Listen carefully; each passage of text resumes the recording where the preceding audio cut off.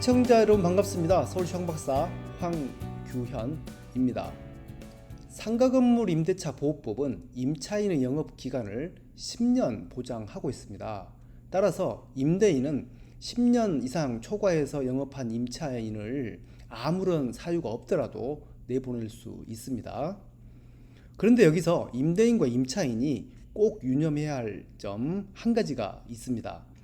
임대인이 10년 넘게 영업한 임차인을 내보낼 때 그 임차인이 뭔가 미리 잘 준비하면 임대인한테 소정의 보상금을 받고 나갈 수 있는데요.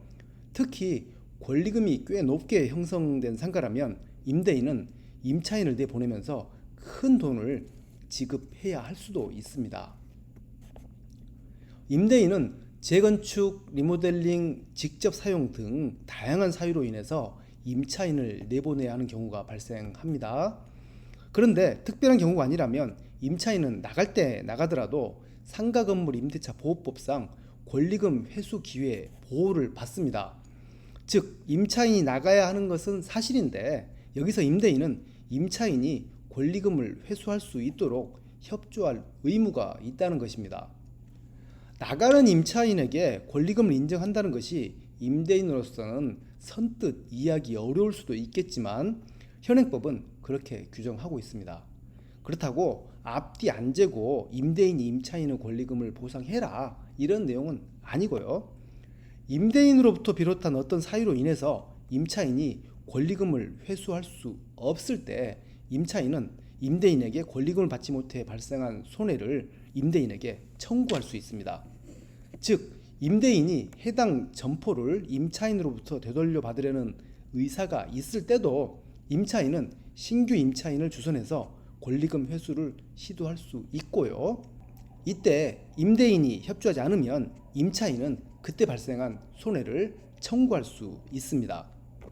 이와 같은 사건이 발생하면 임차인은 임대인을 상대로 손해배상 청구 소송을 제기하고 재판부가 수긍할 수 있는 입증 자료를 준비함으로써 손해의 전부 또는 일부를 만회할 수 있게 되고요. 임대인이 해당 점포를 직접 사용한다거나 해당 건물을 재건축한다고 했어도 임차인은 신규 임차인을 구해서 권리금 계약을 체결한 후에 임대인에게 신규 임차인과 임대차 계약 체결할 것을 요청하면 좋습니다. 소송으로 진행될 경우를 대비해서 사실관계를 명확히 하고요. 임대인의 의사를 분명히 확인하는 과정이 필요하기 때문입니다.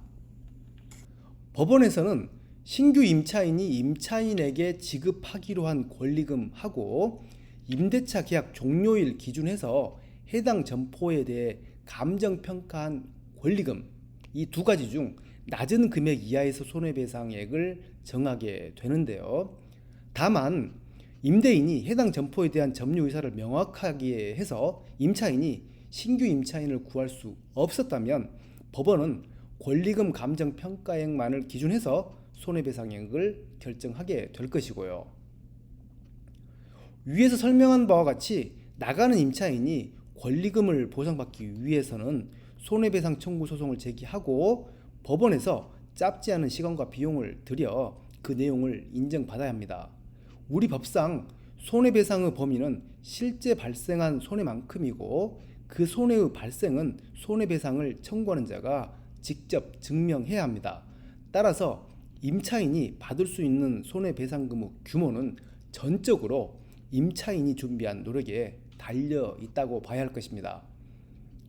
10년 이상 영업한 후에 쫓겨나는 임차인이 권리금을 보상받기 위해서 무엇을 어떻게 준비하는지에 대해 개략 설명을 드렸습니다.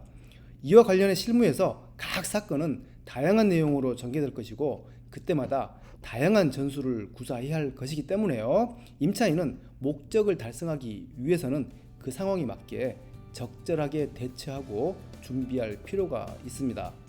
오늘은 10년 이상 영업해서 계약갱신 요구권이 없는 임차인이 쫓겨날 때 쫓겨나더라도 소정의 보상금이라도 받고 나갈 수 있는 방법에 대해 알아봤습니다.